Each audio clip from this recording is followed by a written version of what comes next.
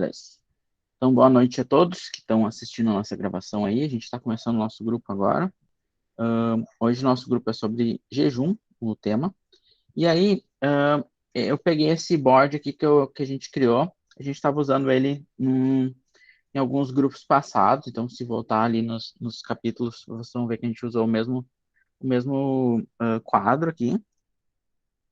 Então, a gente está falando sobre obras de justiça, certo? Acho que eu tirei aqui, mas tinha um versículo aqui também, é Mateus 6, o capítulo.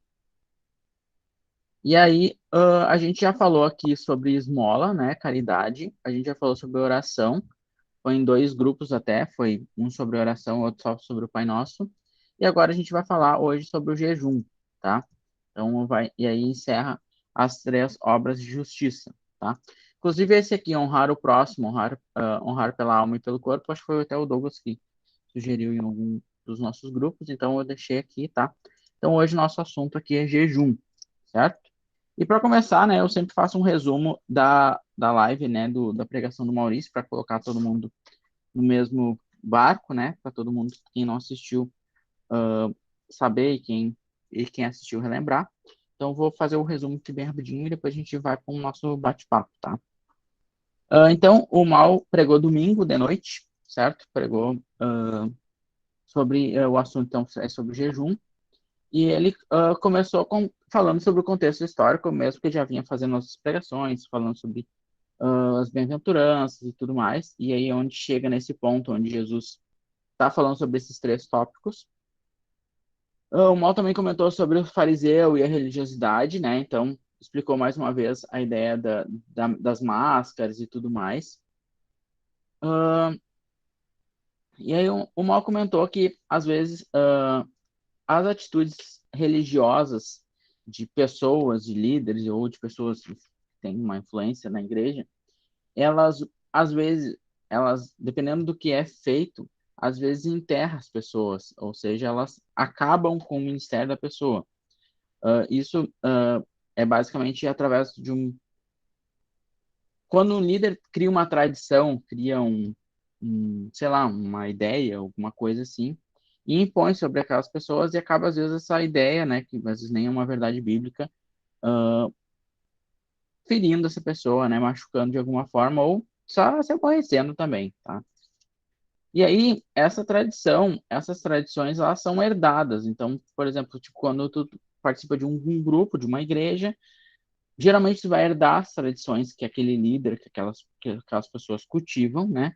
E às vezes a gente herda aquilo sem nem mesmo saber o porquê ou ter uma justificativa. Então, a gente pega aí igrejas que são tradicionais, que usam roupas características, assim, né? De usar terno, homem usa calça, mulher usa saia. Ou até tem umas igrejas que o homem não pode usar barba, só pode usar bigode. Então, tipo, as pessoas acabam herdando essas coisas, né? Essas tradições, e às vezes nem sabem o porquê, tá? É bem difícil questionar também. Quando questiona é bem, bem complicado. E aí, junto com essas tradições, às vezes as pessoas herdam movimentos. Então, o Mal citou vários movimentos aí que alguns que são mais velhos já passaram. Então, tipo, teve o movimento do riso, da prosperidade, dos cair no espírito, de todos os que seguiam, né? E volta e meia, um novo movimento aparece, né? E a gente, né, por ser eh, cristãos que têm um discernimento, a gente tem sempre que em um estudo, assim, vamos dizer assim, né, uma ideia, a gente tem sempre que avaliar essas coisas para ver, né, da onde vem, por que vem e se são benéficas ou não. Ahn,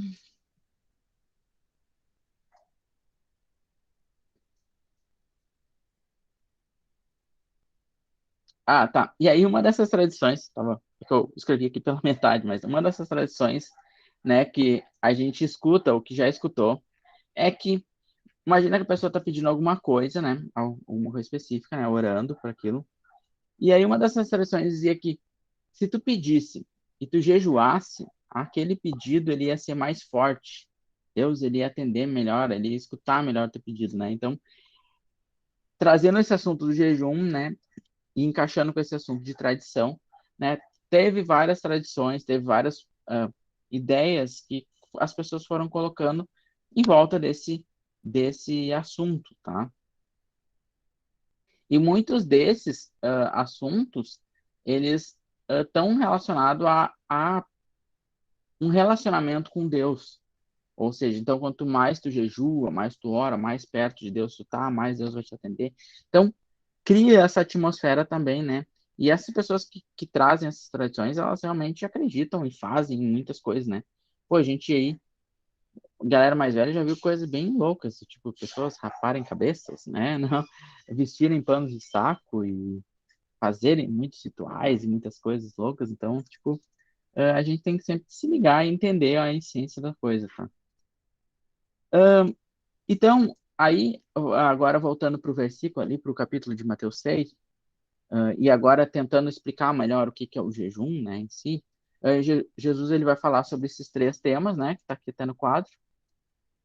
E aí, o mal pegou e entrou, então, nessa ideia do jejum, explicar o que que é e como é que funcionava.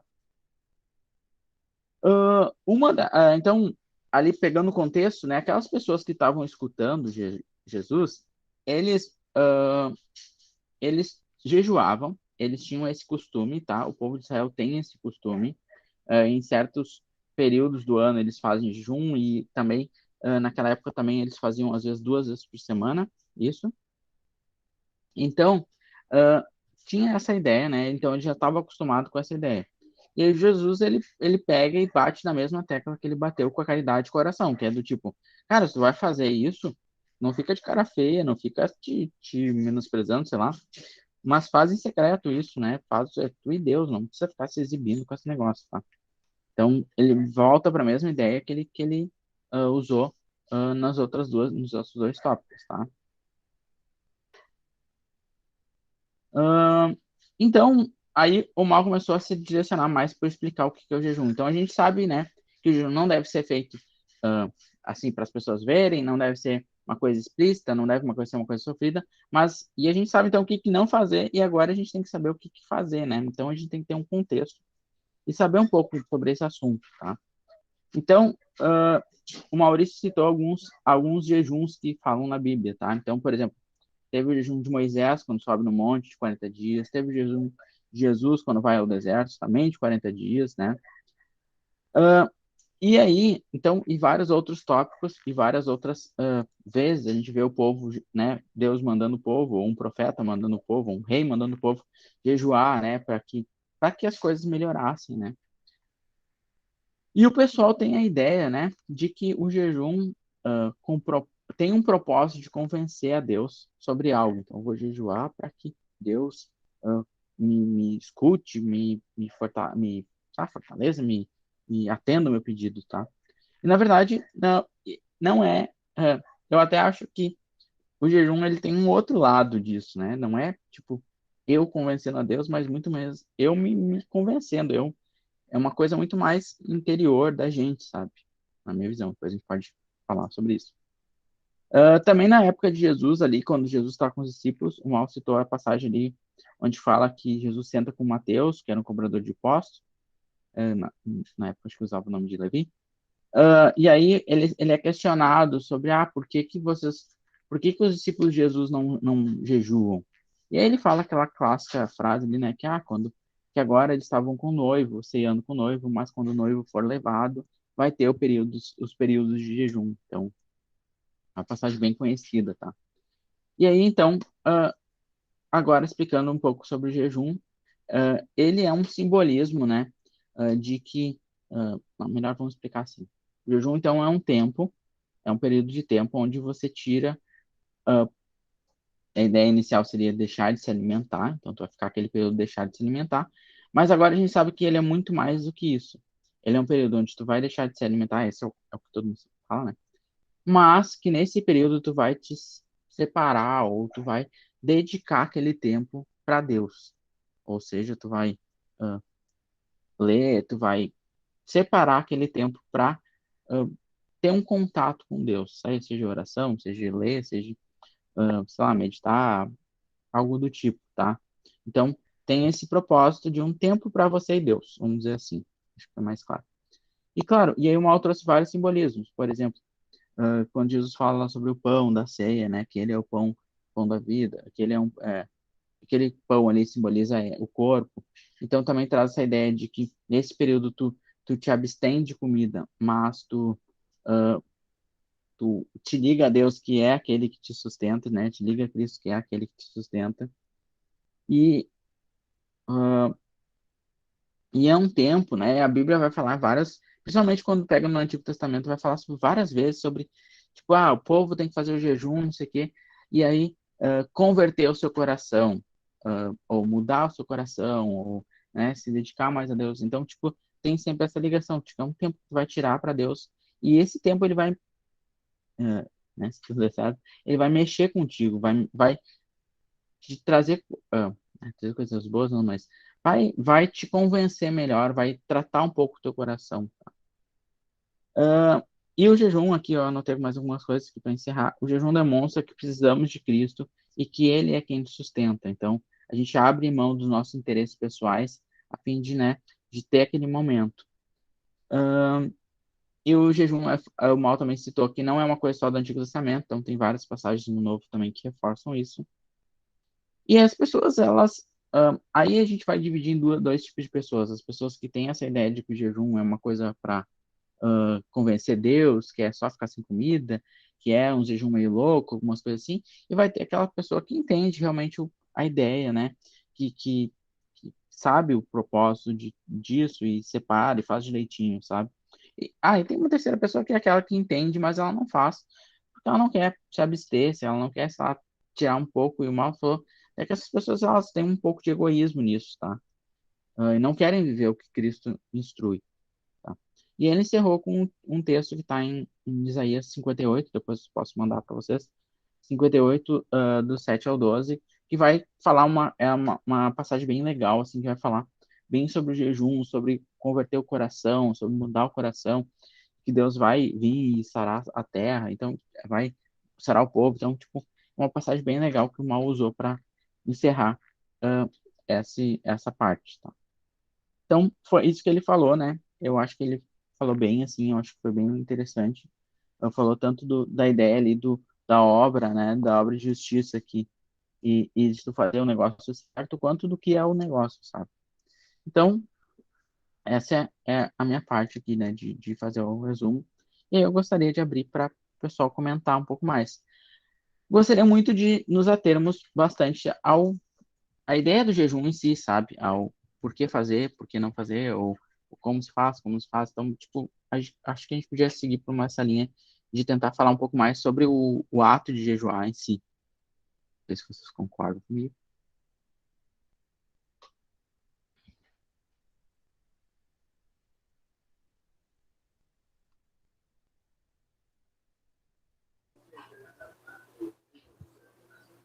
Fica sempre o silêncio, né? Normal ali. Da primeira até alguém quebrar o gelo, tá ligado? Vou botar a câmera aqui só pra dar um. Aí, cara, na realidade, assim, eu acho que é interessante a gente se deter realmente ao texto, né? É bem importante. Como uma forma da gente também estudar ali um porquê do jejum também, né? O texto ali de Mateus capítulo 6, quando Jesus está mencionando ali a respeito do jejum, né? Do terceiro ato de justiça, o que ele espera daqueles que são chamados segundo o seu nome, né? Ele está fazendo ali, na verdade, um contra a hipocrisia do jejum praticado pela lei farisaica, né? Ou pelos fariseus ali, ou pelos religiosos, por aqueles que tentavam imputar na vida dos outros aquilo que aparentemente eles faziam, né? E eu acho importante falar sobre o jejum como... Eu sempre falo do jejum como uma dieta, tá? Calma, não é uma heresia, já vou explicar, tá? O jejum como uma dieta, que é quando eu deixo... O Douglas me olhando. Quando eu deixo de alimentar algo, né? Ou seja, eu deixo de alimentar o meu corpo e eu passo a alimentar uma outra coisa, né? Eu passo a alimentar a minha alma ali, o meu espírito, né? Seja para os dicotomistas de plantão ou tricotomistas, né? Então eu deixo ali de alimentar uma parte da minha vida e começo a alimentar outra, né? Também sou. E aí começo a alimentar o meu espírito, né? Ou seja, por intermédio do jejum eu coloco, como ele é colocado aqui por último, né? Não por ser menos relevante mas sim por não ser algo implicitamente dito no Velho Testamento como um mandamento. Ele faz parte, né, de Levítico, lá no capítulo 16, se não me engano, é isso? Ficou certo? No capítulo 16, lá de Levítico, ele é colocado como uma prática, né? É um bom que se faça isso. É bom que, né, a pessoa que se torna ali um judeu naquele período ali, não vou falar sobre períodos, mas sobre o Velho Testamento, eles pratiquem o jejum. E o jejum ele tinha basicamente ali como aflição da alma, ou afligir a alma no Velho Testamento, né?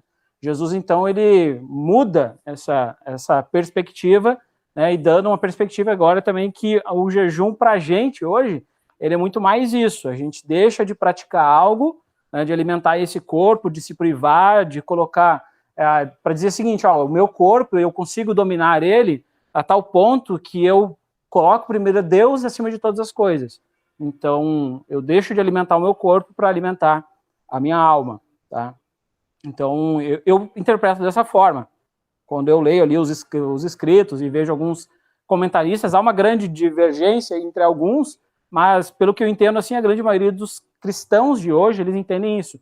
E Jesus, quando fala no capítulo 6, no versículo 16, ele diz, quando vocês jejuarem, né? Então, para mim, fica implícito que Jesus esperava que aqueles que são chamados segundo o seu nome, eles pratiquem o jejum, né?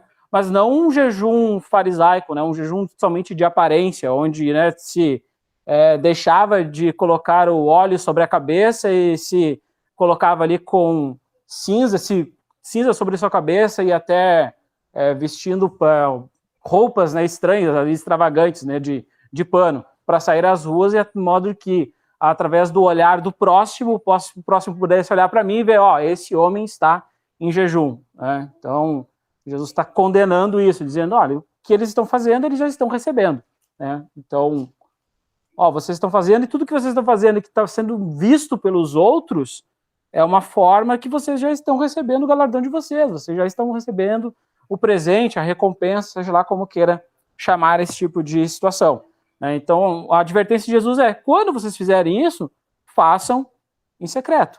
Existe jejum público? Eu entendo que sim, tá? Quando há ali um chamado de Deus na vida da igreja, para a igreja jejuar por uma causa em comum, né?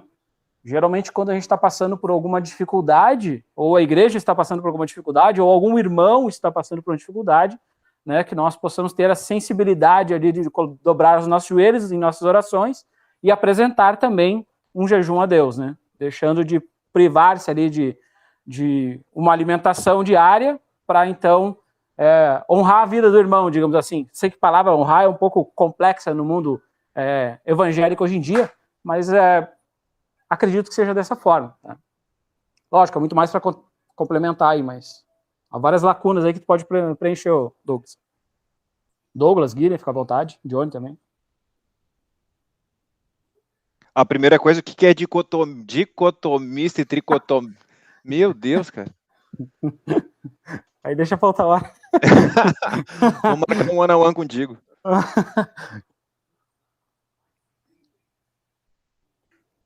Pode completar aí, Douglas. É para falar? Então, espero que sim. Dicotomia e tricotomia é uma nomenclatura que é dada teologicamente para o estudo da constituição do ser humano. Tem teólogos e teologias que dividem entre corpo, alma e espírito, que é o tricotomia. E dicotomia é quando alguns teólogos entendem que a alma e o espírito é uma coisa só. Daí é doido, é dicotomia, né? Obrigado.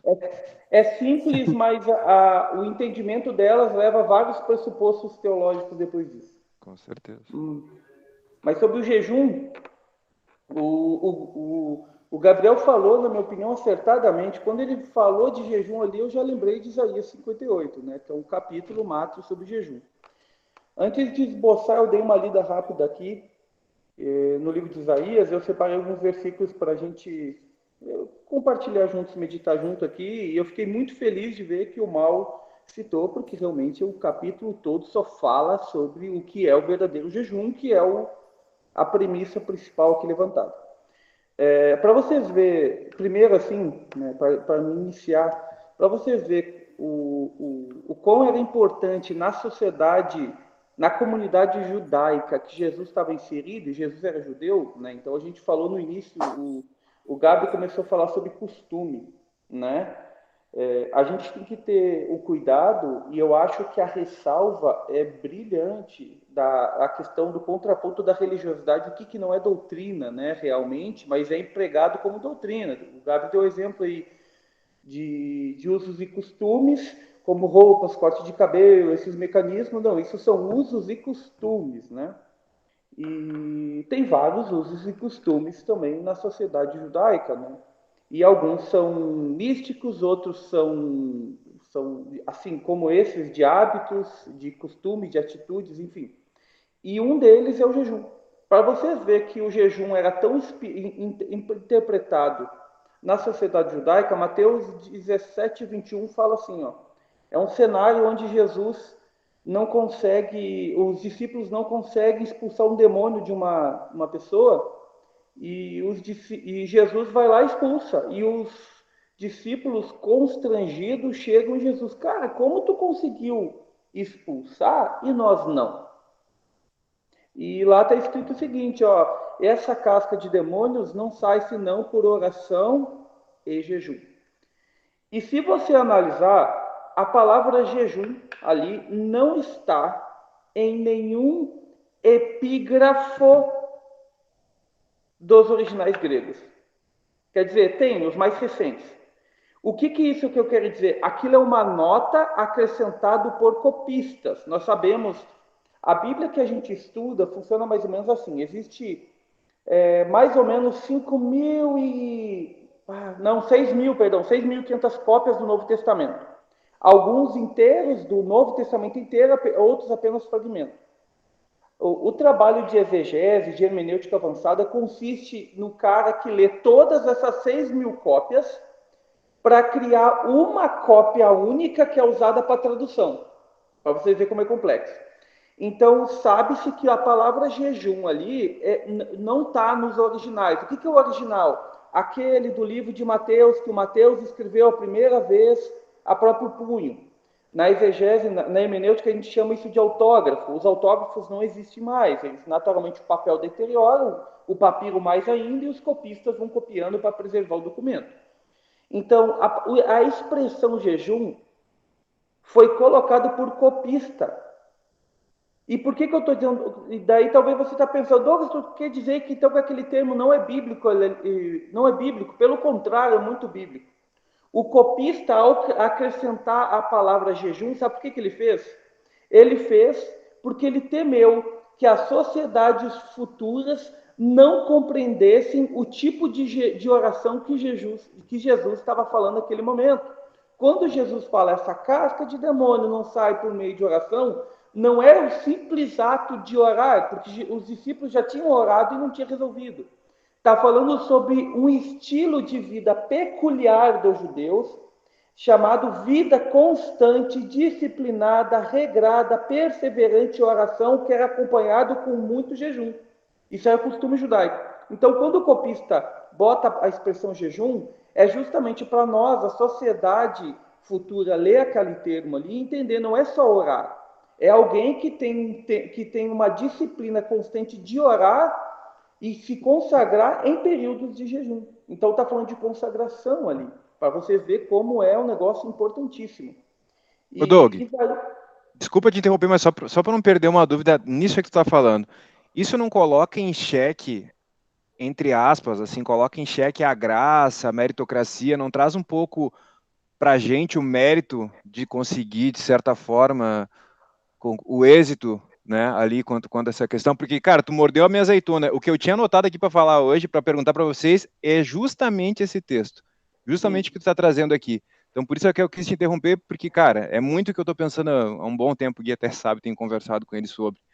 E isso não traz um pouco mérito pro cristão, uma vez que existe uma atividade, né, que eu preciso ter para que aí sim aconteça aí nesse caso o ato, né, de expulsar ali o demônio do, enfim, perturbado, endemoniado, lunático, dependendo da versão que a gente vai ler, né?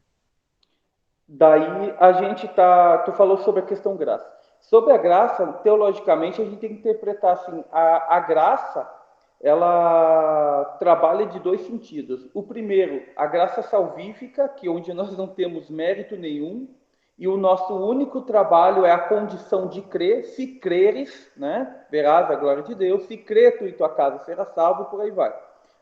Então você não merece. O que quer dizer não merece? Significa que Jesus não precisava ter feito, Deus não precisava ter feito, ele podia ter condenado, mas ele não fez. Então o ato de graça dele é dar uma alternativa.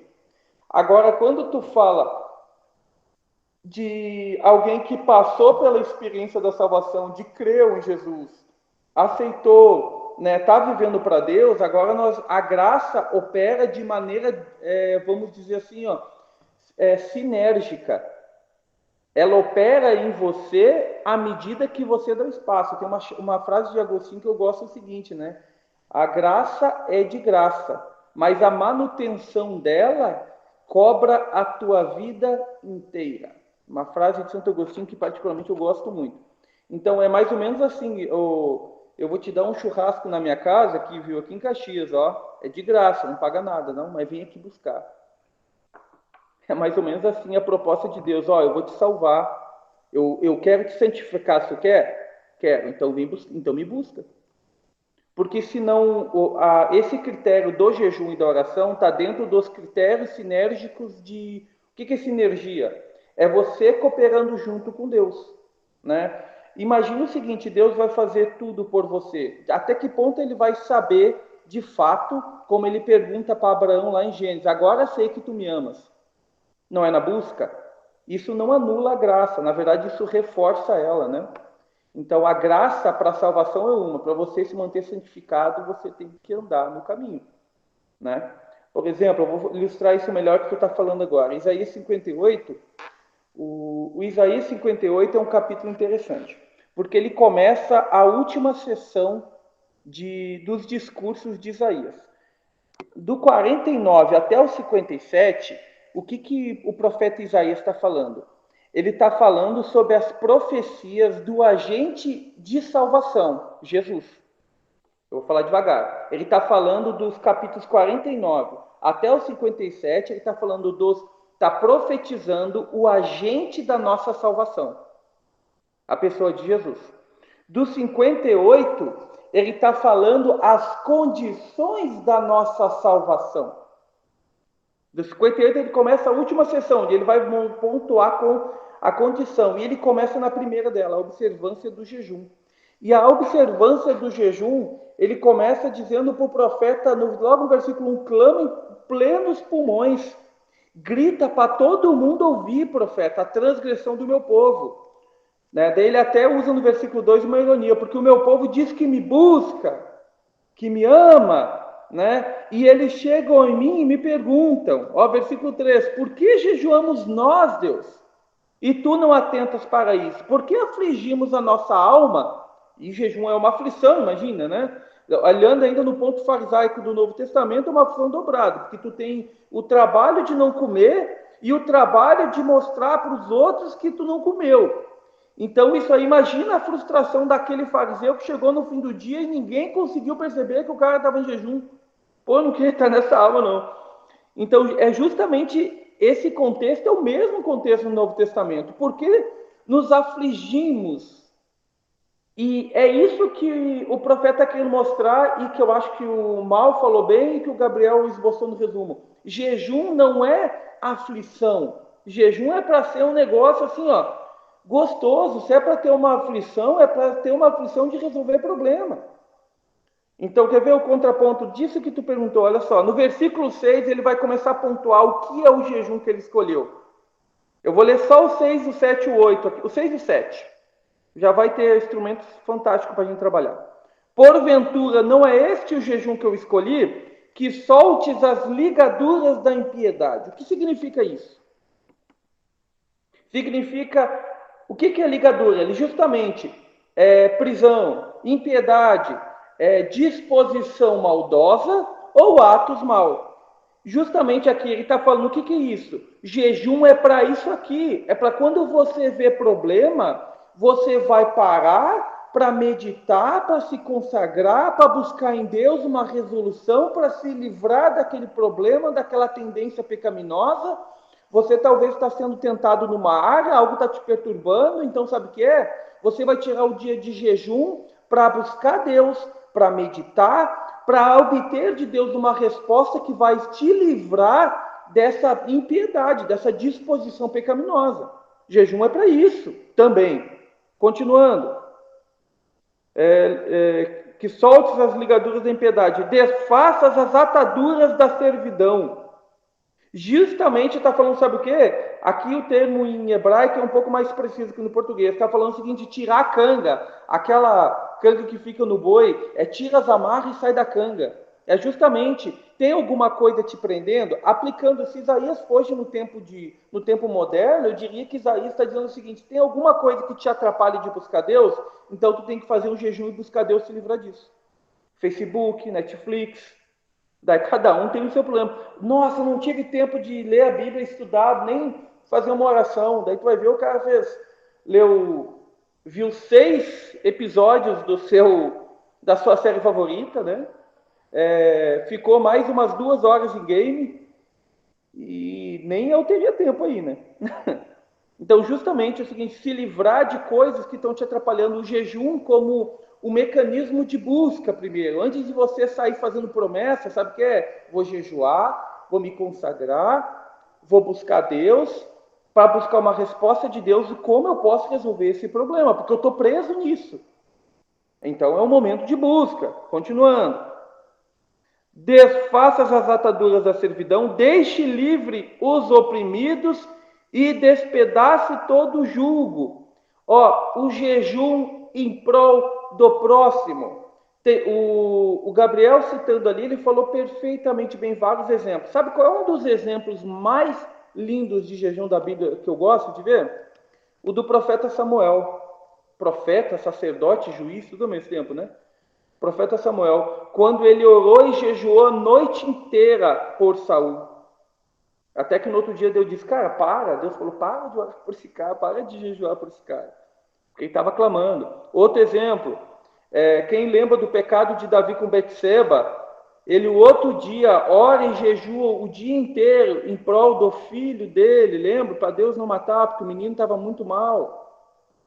Então, justamente é disso que está falando aqui, livres os oprimidos e despedace todo o jugo. Então, é o tempo que você vai se abster como consagração, como busca, como intercessão para o outro, para uma nação, para uma pessoa que está sofrendo um problema. Isso se chama empatia, isso se chama envolver com a dor do outro. Sinceramente, eu vou dizer para ti, eu estou sendo mais sincero do meu coração, assim, se você dizer assim, Douglas, eu oro por você, eu fico profundamente feliz, que eu sei o poder da oração, o que a oração faz. Eu sei como ela tem me livrado de diversos problemas no decorrer da vida. E é justamente o seguinte, o jejum também como benefício pro outro. Aquela pessoa, você vai ver outro texto onde as pessoas jejuam também por alguém. Quem lembra do texto onde Pedro foi preso, a primeira prisão em Atos de Pedro, né? A Bíblia diz que toda a igreja orava e jejuava pela libertação do apóstolo, até que apareceu um anjo do Senhor, tocou nas correntes, abriu e ele saiu pelo portão ali, depois o anjo sumiu. Então, mais uma vez, assim, a oração pelo próximo, o jejum pelo próximo. Então, se tu vê o texto de Isaías, está sendo bem completo em vários tipos de jejum, cara. No próximo, para tentação, para prisão, para coisas que te atrapalham para buscar Deus. Olha, vários jejum, e todos eles, agora eu vou dizer para ti assim, o Mal falou, o Gabriel citando, jejum, gente, jejum na minha opinião, sem consagração, sem oração, eu vou citar as palavras do Elias, é só dieta. Se você faz, é justamente o que daí os fariseus faziam os judeus nessa época. Olha aqui, versículo 2. Mesmo nesse estado ainda me procuram dia a dia. Não, perdão. Versículo 3. 4, achei. Eis que jejuais, olha o que Deus está falando. Eis que jejuais, os judeus, para contendas, rixas, para ferir, descompunho iníquo, jejuando assim como hoje, não se fará ouvir a vossa voz. Ou seja, tem noção que aqui, olha só, Jesus está dizendo, vocês jejuam. e no dia do jejum vocês fazem rixa que é o mesmo que fofoca, falam mal dos outros, o jejum já é justamente para tentar se livrar desses problemas e os caras não param de fazer. Então, se você não está tendo um dia de busca, é só uma dieta. Você só está passando fome, talvez. Só serve para perder peso. Jejum na Bíblia é sempre associado a período de busca, consagração. Por você, por um problema pessoal, por uma prisão, por um pecado que te atormenta, por uma resposta de Deus pelo próximo. Continuando aqui, versículo 6, onde eu estava lendo. Né? Agora, pelo próximo, né, que deixes livres os oprimidos e despedaces todo jugo. 7. Porventura, não é também que repartas o teu pão com o faminto, recolhas em casa os pobres desabrigados, e servires o nu, o cubras, e não te escondas do teu semelhante? Então, o que ele está falando? Empatia. O jejum, ele tem que trazer, ele é para um período de reflexão e oração, cara, para você testificar sua fé. Os caras jejuavam para Deus, mas o vizinho do lado estava com problema, eles não ajudavam. Eles passavam, alguém batia na porta, pedia ajuda, eles não socorriam. Eles tinham diversas pessoas à sua volta que eles poderiam contribuir, então os caras não entenderam o jejum. Então o jejum como mecanismo de você buscar Deus com o alvo de se evoluir como ser humano. Sabe, aprender a ser mais humano, a ter um sentimento mais condescendente, a ter um sentimento de maior empatia. O jejum também aqui, em último estágio, como objeto de santificação e também como objeto de evolução natural. E também de testificação da fé. É o dia que você vai se consagrar a Deus, sabe? Você vai se fazer aquele checklist de, cara, eu sou crente mesmo? Deixa eu fazer um balanço aqui que eu tenho feito. Nossa, cara, ontem eu falei com o Gui e eu fui grosseiro com ele. Eu fui estúpido, eu fui arrogante. Ele veio falar comigo, me cumprimentar, e sabe o que é? Então, o jejum também como ferramenta de reflexão. Então, o jejum é sempre associado à humilhação pessoal. Por quê? Porque você vai avaliar teus erros, vai em Deus buscar soluções, você vai ajudar a se abster para buscar o próximo. Então, se tu vê, Isaías 58, eu só li o versículo 6 e 7, cara. Já dá vários tipos de aplicação para jejum, todos eles associados à oração. E é interessante agora, todo jejum na Bíblia, gente, é associado à oração. Quando não está associado, Deus condena. É associado a um período de busca, de entendimento, de reflexão, de balanço, né? Então, é isso que eu poderia contribuir aí. Deus abençoe a todos.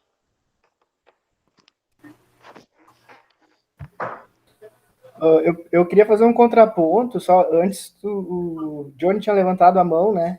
Quer falar alguma coisa? Sim.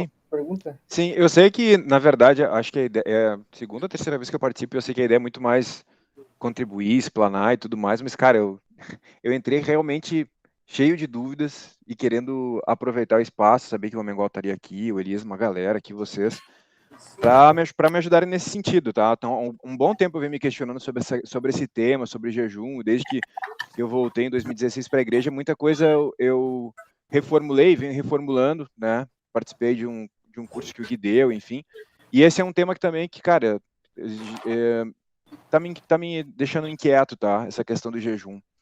E uma das coisas aqui, o Amengó acabou de me dar uma aula e resolveu, na verdade, essa questão que para mim era muito complicado ler ali, aquele jejum associado à questão da caça de demônio, enfim, e eu entendi, né? Para mim ficou muito claro. E eu queria entender, e pedir ajuda de vocês, num sentido que às vezes eu vejo uma desconexão, e aí pode ser só uma interpretação errada, ou essas coisas que estão por trás da linha aí, né, por trás do texto e tudo mais. Por exemplo, no início aqui, quando o Gabriel estava falando, a gente tem um entendimento que Deus é soberano e que o jejum ele não é para mudar essa soberania de Deus ou o que Deus, de certa forma, irá fazer. Não é esse jejum que vai fazer isso. Não é essa oração, não é uma oração que vai fazer Deus mudar de ideia e agir por A ou por B. Pelo menos foi isso que a gente viu na pregação. A soberania de Deus não entra em xeque ou em dúvida, ou de certa forma é alterado com o meu jejum e oração. Mas daí eu pergunto para vocês, e essa linha fina, tá? Como é que eu consigo caminhar nessa linha fina de fazer um jejum em prol do meu próximo sem criar essa expectativa que Deus, que eu estou fazendo isso porque eu quero que o próximo, de certa forma, se aproxime, né, a Cristo, que ele venha viver uma verdade, ou, sei lá, ele está passando alguma tribulação, doença, enfim. E tem o caso, inclusive, que também foi falado na pregação, que me deixa ainda mais confuso nesse sentido, é o que aconteceu em Nínive. A gente sabe que depois que o povo todo jejuou, que os bichos jejuaram, né, a gente sabe como é que foi o desfecho de Nínive, tanto que Jonas ficou lá, certa forma, ficou meio maguari, porque o povo se arrependeu, né, porque o povo se arrependeu. Então, isso que eu queria soltar aqui também, talvez antes do Gui falar, para perguntar para vocês a opinião de vocês nisso, nesse sentido, como conectar essas duas coisas, esse histórico de Deus intervir, né? A gente sabe que até casos de oração, teve um rei que Deus acrescentou mais 15 anos, que foi Ezequias, né? A gente tem algumas coisas assim que às vezes eu não consigo conectar na minha mente para fazer da melhor forma o jejum, seja ele pelo próximo, enfim. Eu gostaria de falar primeiro, se ninguém tiver problema, eu gostei da tua dúvida. Eu vou dizer para ti como que eu vejo. Primeiro, concordo contigo, em relação à soberania. Não, jejum não é para Deus, cara. Jejum não é para quem está sendo buscado, é para quem busca. O jejum não é para você mudar a opinião de Deus. O jejum é tanto para tanto humilhação como avaliação, como até uma busca, consagração, santificação, é tudo para o benefício de quem faz. E é um momento íntimo com Deus, né? E ele é associado à busca. Sobre o texto de Mateus que eu citei, 17, 21 ali, realmente ali, Jesus estava dizendo na íntegra que aquela casta de demônios só sai justamente porque quem tem uma vida consagrada já a Deus. É um estilo de vida baseado na oração. Não é aquele cara que, sabe, vamos dizer assim como existe hoje o crente nominal, existiu o crente nominal na época de Jesus. Aquele cara realmente tem compromisso sério diário com Deus. Nós estava falando sobre isso. Sobre a tua segunda dúvida. Não existe uma resposta precisa. Eu te dou exemplos bíblicos, como esse de Samuel, por exemplo, que Deus, o que vai medir é a orientação de Deus. Por exemplo, em relação ao próximo, tu vai ver que Deus vai te orientar. Tem um texto que diz o seguinte, que a palavra de Deus nunca volta vazia e sempre alcança o fim que lhe apraz.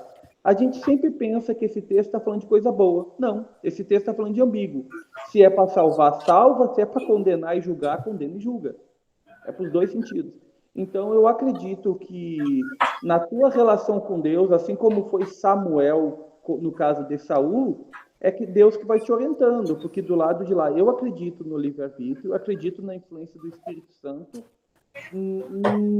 Daí tem várias questões teológicas pressupostos, o John, mas, por exemplo, eu acredito no livre-arbítrio, eu acredito sim que você pode resistir ao Espírito Santo, acredito que você pode resistir a Deus, você pode dizer não acredito, acredito na perseverança dos santos, mas não que ela é involuntária, você é salvo hoje e a partir de hoje você não volta, você perde a salvação, porque eles usam uma lógica bem simplista, por exemplo, João 13, é necessário nascer de novo para entrar no reino de Deus, certo? Daí tu vai ver ali, ele disse, tu pode desnascer você nasceu aí, veio da sua mãe aí, você pode desnascer? Não, então também não pode desnascer do reino de Deus. Só que essa lógica é bem boba. Por quê? Porque ali ele está usando um elemento linguístico, chama-se catacrese. Ele está comparando uma experiência com outra. O entrar na vida com o entrar no reino de Deus. Tem que ter cuidado ao interpretar expressões linguísticas como essa. Então, só para me concluir, no segundo ponto, acredito que o que vai definir é a tua intimidade com Deus, cara, daquela pessoa. E acredito que a partir do momento que tu busca, tu jejua, tu ora, tu se dispõe, acredito que Deus, de uma forma, eu vou usar essa palavra porque eu gosto, mais agressiva, ele começa a agir no Espírito Santo. Tem um livro que eu gosto muito, que é uma das séries fugiu o nome do autor, é o livro Intercessor, ele conta, eu lembrei agora, o nome do livro, mas não o nome do autor. Chris Howell, eu lembrei. O Intercessor conta a história do Chris Howell, que orou por amigos dele 20 anos até os caras se quebrantar e aceitar Deus. Então, ele diz que nesses 20 anos, várias vezes ele foi tentado em tirar o nome da lista. É um livro fantástico. E toda vez que ele ia tirar o nome desses amigos, porque ele já estava há muitos anos ocupando o nome de outras pessoas, ele diz que o Espírito Santo não deixava. E daí, quando isso acontecia, ele fazia um jejum por esses amigos, até que eles se converteram. Eu acredito, cara, que não é... Quando o assunto é outra pessoa, Deus vai te direcionar, Deus vai te orientar, como ele orientou Samuel. E não necessariamente tu vai mudar a opinião de Deus. Por exemplo, Davi jejuou e orou para o filho dele não morrer. E o filho dele morreu.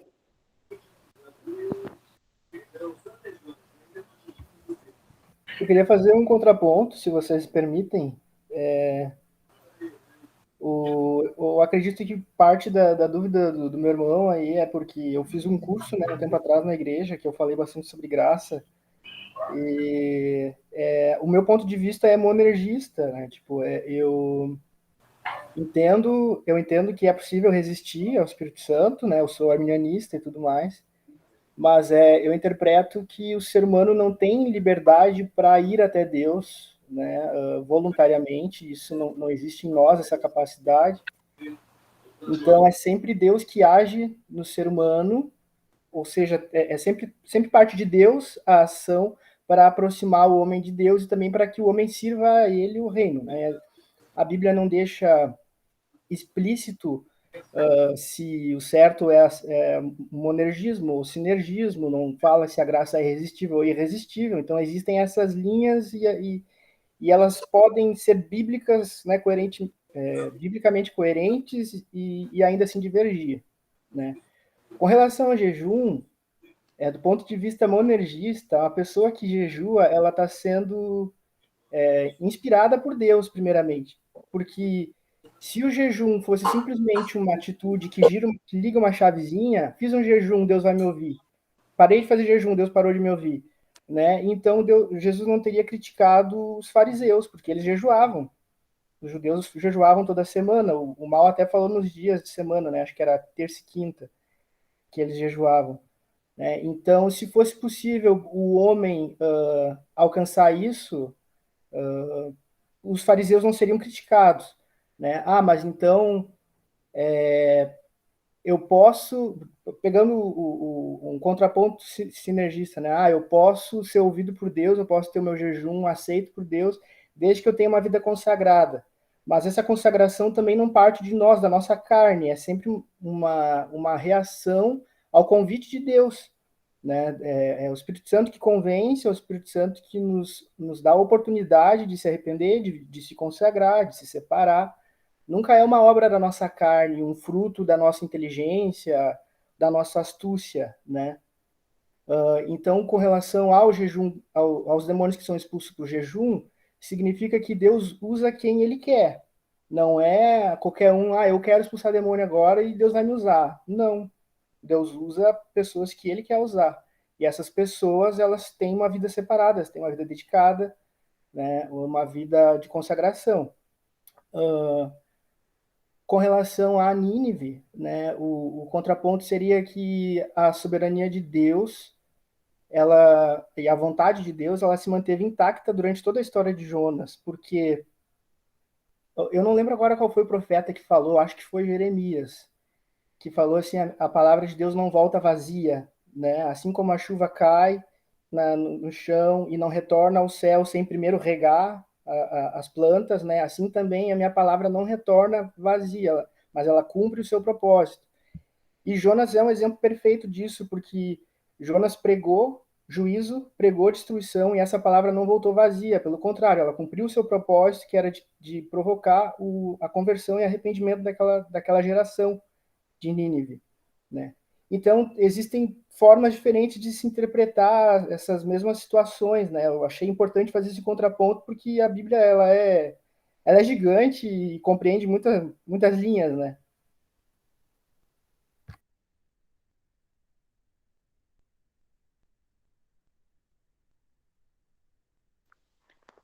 Olha eu de novo aqui. Gui, gostei demais do teu contraponto, brother. Gostei mesmo. Olha, muito inteligente. Né?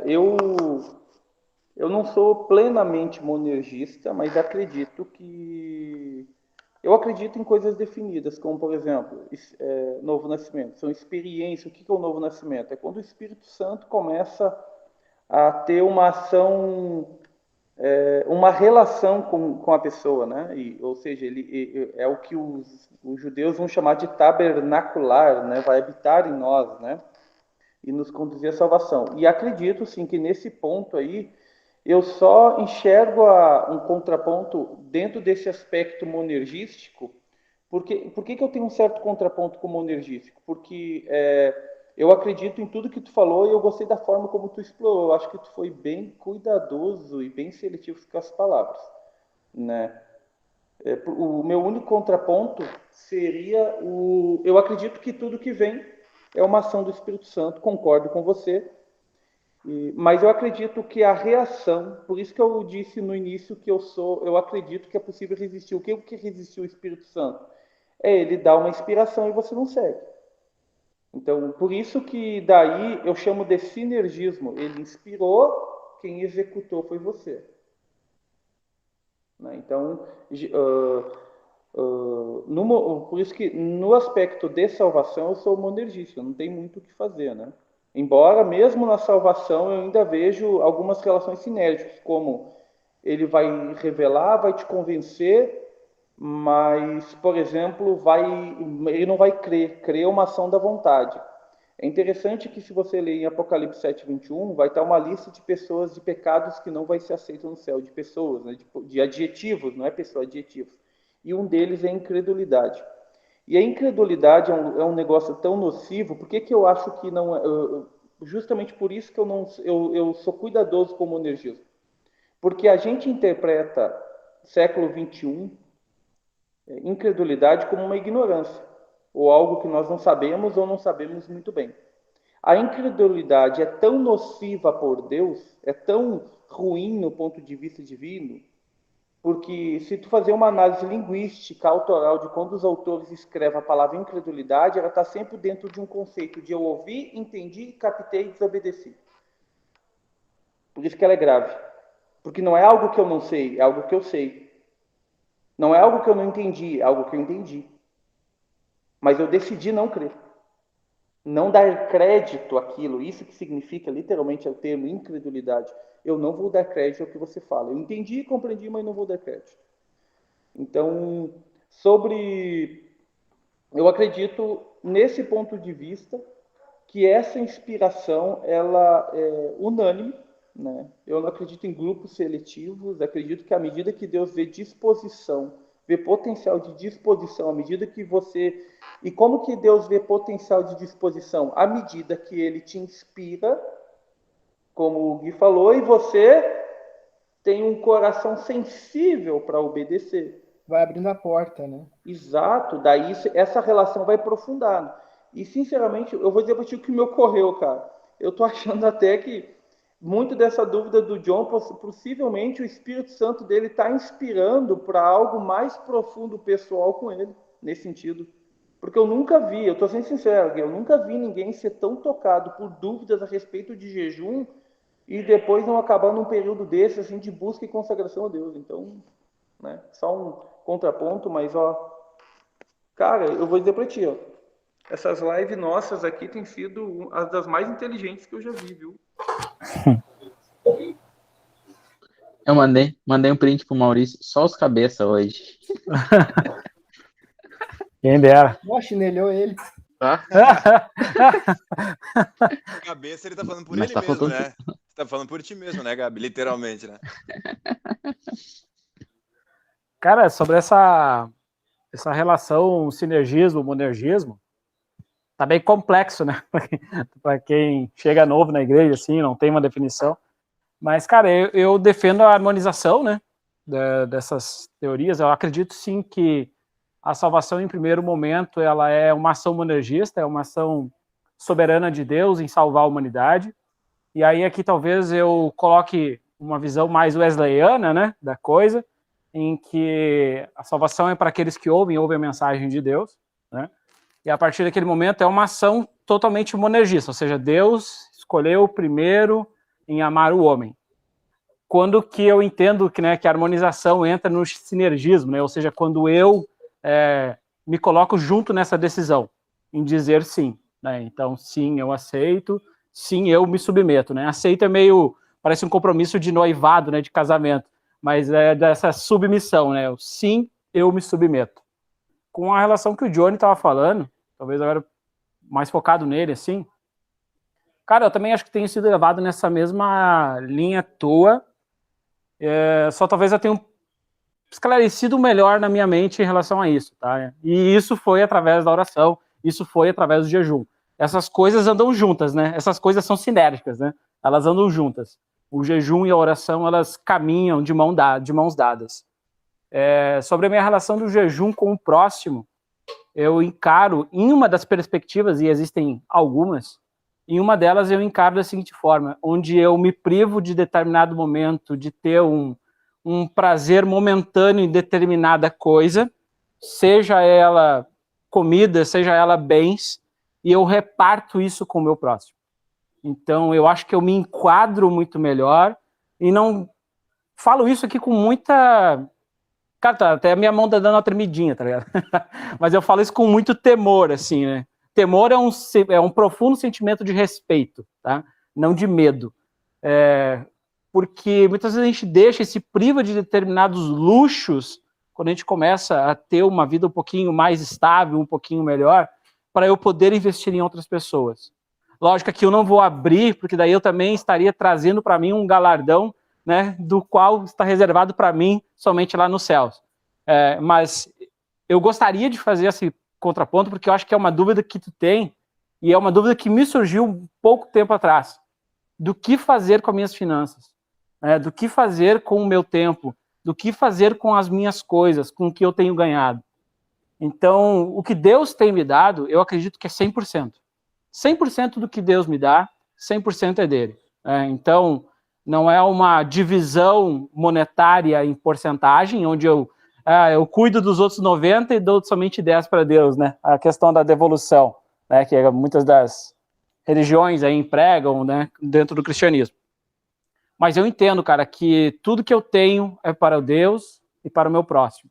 Então, se eu, em determinado momento, me privar de certos luxos para ver o meu irmão bem, sem que ele saiba que eu que estou o abençoando, cara, para mim isso é receber toda a glória daquele momento, mas pensando em Deus, não para mim, sabe? Receber em Deus toda essa glória, não para dizer que eu sou melhor do que os outros, ou alguma determinada situação assim. Eu acho que me sinto cumprindo um papel aqui, talvez cristão, quando eu entendo isso, sabe? Eu acredito que eu me aproximo muito mais de Jesus quando eu faço essa relação com o meu próximo. Então, na minha perspectiva, costumo fazer bastante isso, sabe? Em diversas áreas da vida, tá? Mas entendo dessa forma. Também oro e jejuo pelo irmão da forma comum ali, né, do jejum, e começo o meu jejum, entrego o meu jejum, faço a minha oração em bem da igreja, em bem do meu próximo, dos meus amigos, né, e assim vai. Não sei se eu compliquei ou descompliquei, mas na minha ideia era isso aí. Até é interessante, Elias, eu posso estar usando o conceito errado, tá? Mas, assim, a minha forma de interpretar o evangelho, ela é muito alinhada com isso que tu está falando agora. De que as coisas que a gente faz para Deus é sempre uma reação ao que ele faz por nós. É uma gratidão, né? Então, não é assim, eu vou dar o dízimo para cobrar a bênção de Deus, eu vou fazer alguma coisa esperando em troca, né? Eu vou fazer jejum para que Deus faça tal coisa. Eu vou fazer jejum pelo meu próximo para que o meu próximo se converta. Não, é sempre uma reação a quem Deus é, a que Deus faz a nossa vida. E não tem como tu limitar essa reação, né? Não existe como tu limitar a reação em 10%, por exemplo, entendeu? Exato. Que é o que obviamente, a igreja de Atos fazia. Aquilo ali era dividir tudo, cara. Então, hoje, eu entendo também que disso, do que a gente tem em vida, seja falando aí do nosso tempo, que é algo hoje que eu vejo que é uma das coisas mais preciosas que a gente tem, e algo que é mais caro que a gente tem hoje é tempo. Tempo é a coisa mais valiosa que se tem. Então, não é 10%, a gente tem que tentar deixar disponível para Deus 100%, seja ele das finanças, tudo, né? Isso aí. Tempo, enfim, tudo mais. Exato. E só para finalizar, então eu enxergo o jejum pelo próximo, agora pegando esse gancho. Na verdade, essas mensagens que o Mal está fazendo têm sido estão ressignificando conceitos na igreja, né? Claro. Porque de tempos em tempos a gente cai naquela zona de conforto, religiosidade, acha que já sabe tudo, e aí tem que mexer e reaprender, né? Mas hoje eu estou entendendo o jejum, vou fazer um jejum por tal problema ou por tal pessoa. Não é fazer o jejum para exigir de Deus a solução que eu quero, para exigir de Deus a minha vontade, que nem aquele texto que o Amengual falou de Isaías, né? Por que nós jejuamos e tu não nos ouve? Alguma coisa assim, né? Mas no sentido de jejuar por ter um coração contrito mesmo, quebrantado diante de Deus e entregar esse problema para Ele, de reconhecer que a gente não tem o que fazer a não ser se sujeitar a Ele, mesmo diante desse problema, entende? Aí, ainda mais quando envolve outras pessoas e a decisão dessas pessoas, não tem como exigir nada de Deus mesmo, nem faz sentido, né? Mas então esse era o ponto que eu pensei em falar agora.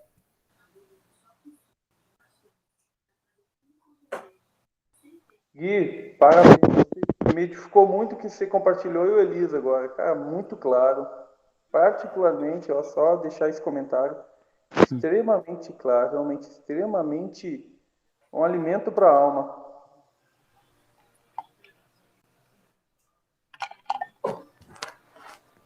Cara, eu tenho um comentário aqui do Matthew Henry, ou do Matheus Henrique, tá? Do Matthew Henry, que é um comentário bem interessante. E tem duas coisas sobre o jejum que eu tomei como nota, assim, sabe? É um ato de renúncia e de mortificação da carne, uma vingança santa sobre nós mesmos. É uma maneira de nos humilharmos sobre a mão de Deus.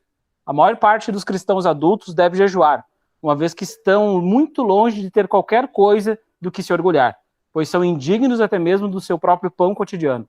O jejum é um meio de reprimir a carne e os seus desejos, e nos tornar mais vigorosos nos exercícios religiosos, uma vez que a plenitude de pão pode nos tornar indolentes, insábios.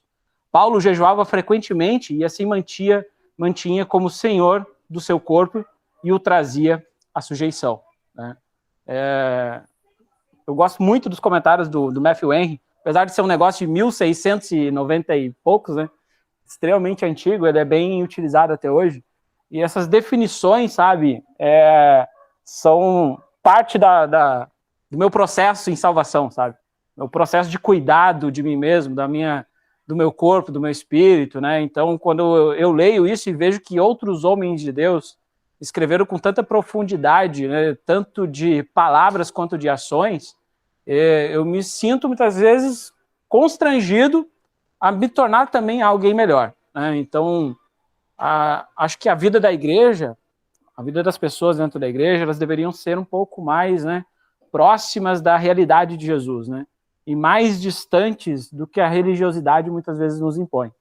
Então, que nós, né, como igreja, como família, como irmãos, né, nós possamos cada vez mais sermos mais parecidos com Jesus do que com o andar e o caminhar desse mundo, né, que é totalmente egoísta, né, tudo que a gente está falando aqui, jejum, oração, né, é tudo uma renúncia de si mesmo para colocar as coisas no seu devido lugar, ou seja, colocar Deus no devido lugar que ele tem por honra, né, e tem por mérito ali dele, e não nosso, né. Eu gosto de uma canção do Eduardo Mano, né, que ele diz que tu és Deus e nós não somos, né? Então, é a ele que cabe, né, toda a honra, a ele que cabe toda a glória, e a gente, só aquilo que cai das migalhas da mesa, né, que muitas vezes a gente acaba tendo proveito daquilo que a graça de Deus derrama sobre nós.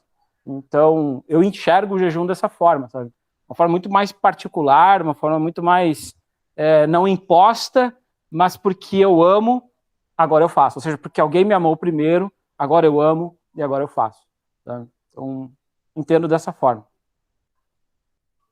gente já falou demais hoje. Mas tá legal. Não, hoje nós... Mas é um assunto muito bom, né? É um assunto muito bom. Legal. E eu acho, ali quando o Johnny falou também sobre parte de soberania de Deus, eu acho que também, paralelo com o jejum, se encaixa muito bem com a oração também, sabe? Porque às vezes eu fico com essa mesma questão de tipo, pô, Deus é soberano, mas por que que eu vou orar? Sabe aquela velha questão, e é assim como o jejum também, né? Tipo, encaixa muito bem. Eu acho que as respostas vieram muito bem nisso. Eu acho, desculpa, só para não Vai falar, esquecer pode falar. do que você está falando, acho que é uma linha de corte disso, da intenção, cara, é muito ali o que o Doug e o que o Elias falaram, acho que o Gui também, no sentido de é um momento que a gente até pode levantar uma demanda para Deus nesse sentido, mas é muito mais de uma instrução que Deus vai nos dar aí, até mesmo, acho que o Mengual falou no sentido de quando a gente vai fazer ao próximo jejum, tá muito mais nisso, do que Deus vai tratar na gente, do que particularmente ele vai lá fazer efetivamente na vida da pessoa. Muito vai trabalhar na gente através do jejum, desse momento que a gente nada mais está fazendo do que prestando atenção em Deus, né? Matando a carne para prestar atenção em Deus, mas algo vai vir dele para tratar em nós.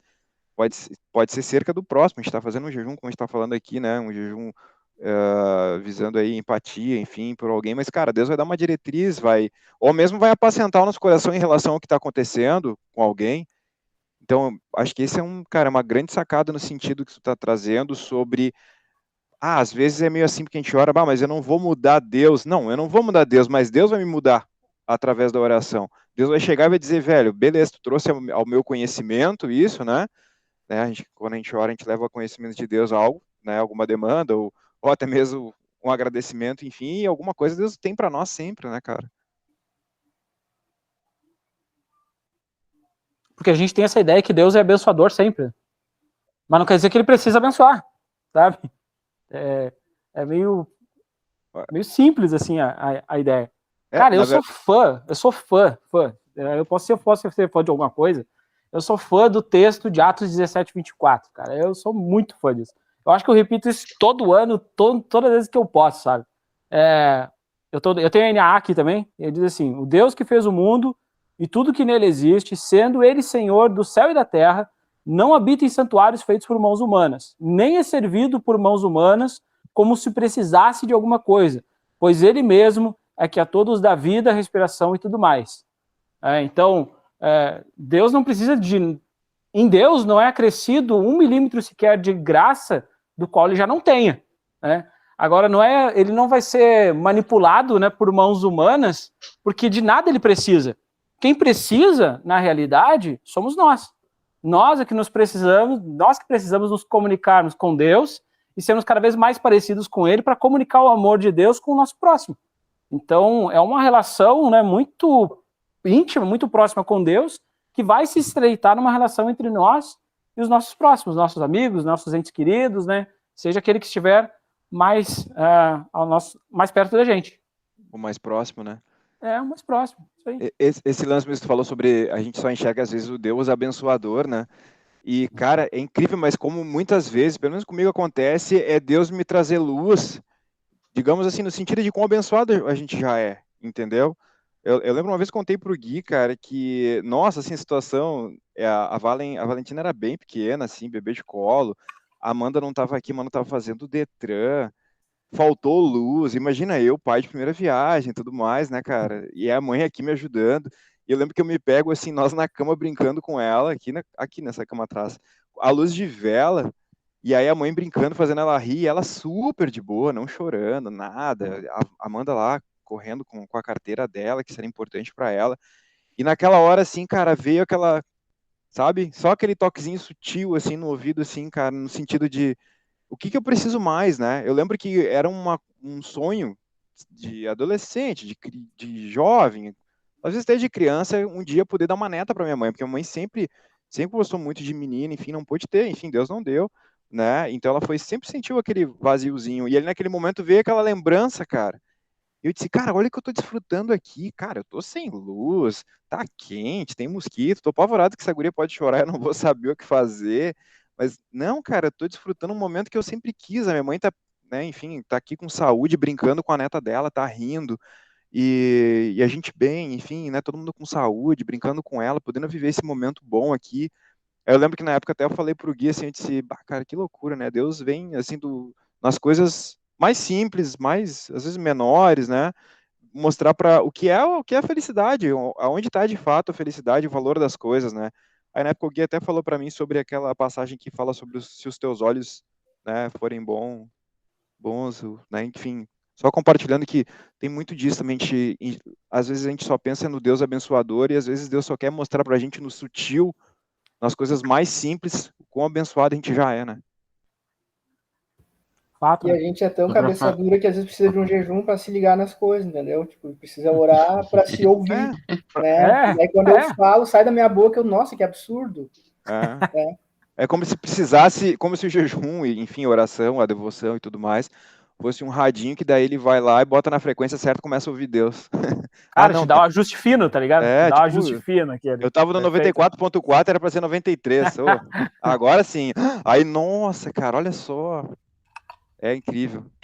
Tipo, né, um testemunho pra mim sempre é os retiros, cara. Incrível, cara, como a gente começa a conviver junto 4 dias. Assim, as pancadas que o cara sai de lá. Eu saio de lá com a cabeça inchada. Entendeu? Cara, mas é que sempre. se tu for ver, o retiro acaba sendo um jejum. Porque tu te Verdade. abstém de estar em Verdade. casa, no teu trabalho, Sim. no teu... E tu passa naquele momento, porque, né, além de ter oração e coisa do tipo, mas tu tá na convivência e tu tá todo O mundo bebendo tempo todo. daquela água O tempo juntos. todo. É uma É, separação, por né? isso. Separação, tempo separado pra isso. Não, mas eu tava, só pra terminar agora, pra nós fechar aqui, já tá nossa hora. Eu tava pensando sobre esse negócio do Deus abençoador, né? E eu tava jogando isso de contra o Pai Nosso. E é vamos dizer que a checklist, nossa ideia de oração perfeita, né? Seria o Pai Nosso. E como lá as únicas coisas que são pedidas são o pão nosso de cada dia, que seria tipo o que a gente recebe hoje, o que a gente precisa, nada mais do que isso.